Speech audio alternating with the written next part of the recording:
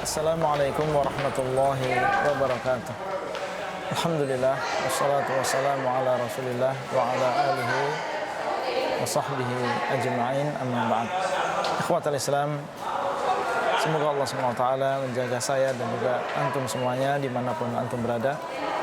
Saat ini saya berada di atas menara kembar yang ada di Kuala Lumpur, dan antum melihat bagaimana kita berada di ketinggian dan melihat sebagian dari dunia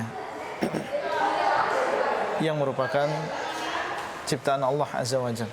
Maka pada kesempatan kali ini saya ingin mengingatkan diri saya sendiri dan juga para saudara kami tentang sebuah hadis yang disahihkan oleh Syekh Al-Albani rahimahullah, dan hadis ini dikeluarkan oleh At-Tirmidzi di dalam sunannya, ya, yang menceritakan kepada kita tentang akhirat dan juga dunia.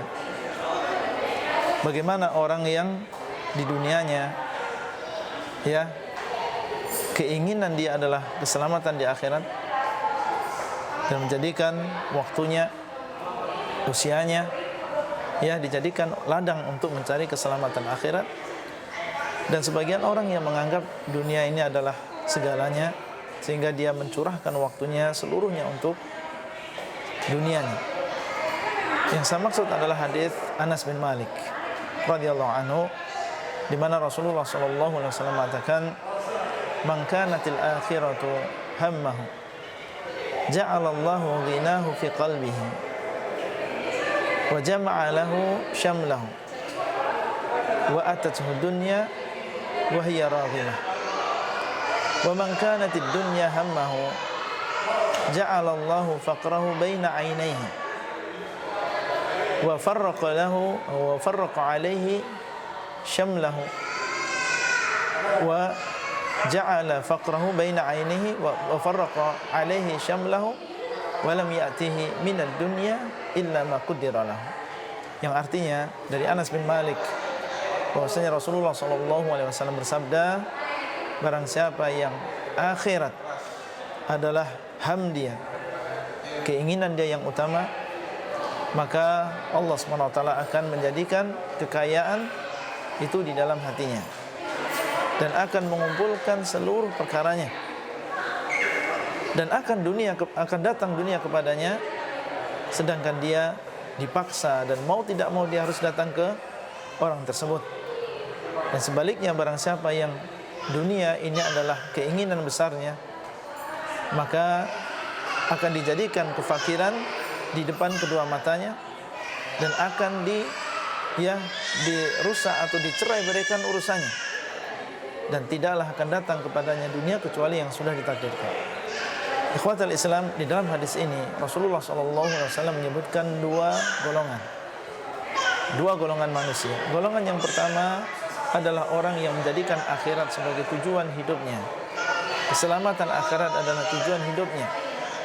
Beliau mengatakan, barang siapa yang akhirat adalah hamnya, yang dia pikirkan setiap hari, paginya, siangnya, sorenya, dia memikirkan bagaimana nasib dia di akhirat, ya, sehingga menjadikan dirinya beramal, menjadikan dirinya beriman, ya, ingat, ya, dan senantiasa sadar bahwasanya dia tidak akan selamanya di dunia, ya, dia memikirkan akhiratnya, memikirkan keselamatan akhiratnya.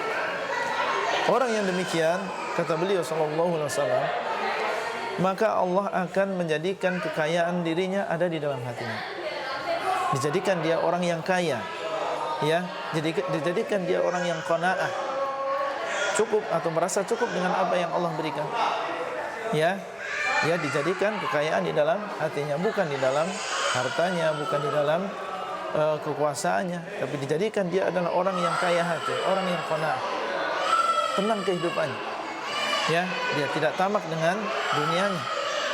Jadi yang pertama, Allah akan jadikan dia adalah orang yang kaya, merasa cukup dengan apa yang Allah berikan.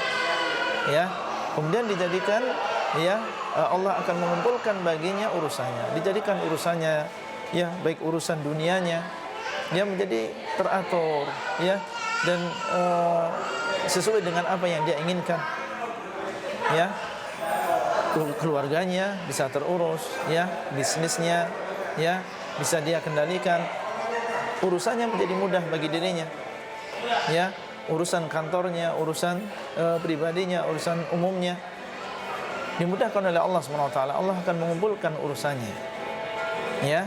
Jadi dia mendapatkan ketenangan, dijadikan dia orang kaya hati.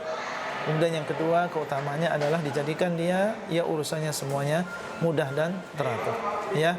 Keluarganya beres, agamanya beres, ya, bisnisnya juga beres.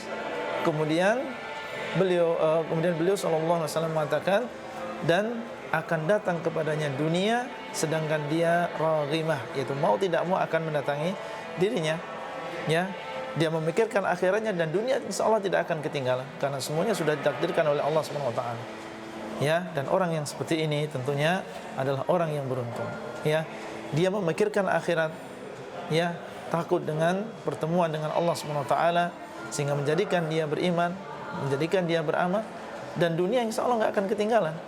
Ya, tidak dikatakan atau orang yang memikirkan akhirat kemudian dia menjadi orang yang terkurangi rezekinya, tidak. Ya, rezeki sudah ditulis oleh Allah, ya, maka tidak akan dikurangi sedikit pun dari rezekinya. Akan datang dunia kepadanya, ya, mau tidak mau dia akan datang kepadanya. Ini adalah golongan yang pertama. Kemudian golongan yang kedua, beliau mengatakan, dan barang siapa yang dunia menjadi tujuan utamanya, ya, setiap harinya, ya, setiap masanya, setiap detiknya yang dia pikirkan adalah dunianya, ya, tentang bisnisnya, tentang, ya, perdagangannya, yang dia pikirkan adalah masalah dunia dan dunia. Tamak dengan dunianya, merasa kurang terus dengan dunianya, lalai dengan akhirat. Maka orang yang demikian, kata beliau sallallahu alaihi wasallam, ya, ja'alallahu faqrahu baina ainai. Allah akan menjadikan kefakiran dia di depannya, dijadikan dia orang yang senantiasa fakir. Meskipun mungkin dia punya harta, ya, seluruh apa yang dia inginkan ada, tapi karena yang dia pikirkan adalah dunia terus, tamak dengan dunia, dia tidak akan merasa puas, tidak akan merasa kaya dengan harta yang dia miliki, sehingga senantiasa takut kefakiran, ya, takut kefakiran, ya, terlalaikan darinya atau luput darinya satu bisnis, dia merasa ketakutan, ya, jangan-jangan dia akan fakir, jangan-jangan dia akan jatuh miskin dan seterusnya, sehingga meskipun dia punya uang banyak, dia senantiasa merasa takut, ya. Maka orang yang seperti ini tentunya dia dalam keadaan yang, ya, dalam keadaan perasaan yang tidak mengenakan, perasaan cemas, perasaan takut, ya, tersiksa dengan dunianya sendiri, ya. Kemudian wa farraqa alaihi syamlahu, dan Allah akan mencerai-beraikan urusan. Orang kalau, ya, keinginannya adalah dunia saja, tamak dengan dunia, banyak urusannya tidak benar, keluarganya tidak terurus, ya, mungkin dia tidak pernah memperhatikan silaturahim dengan yang lain, yang dipikirkan hanyalah masalah dunia. Anak-anaknya juga tidak terurus sehingga tidak terdidik, ya, banyak yang mungkin masuk dalam narkoba, menjadi anak-anak yang nakal, istrinya juga demikian, karena kesibukan suami sehingga istrinya, ya, tidak terdidik, maka akan dicerai-beraikan urusannya, ya. Mungkin dia mendapatkan dunia, ya, mendapatkan kelezatan sementara, tapi banyak urusannya yang menjadi cerai-berai karena ketamakan dia dengan dunianya. Kemudian beliau sallallahu alaihi wasallam mengatakan, walam ya'tihi minad dunya illa ma qudira lahu, dan tidak mendatangi kepada dirinya dari dunia yang dia cari ini kecuali apa yang dia takdirkan.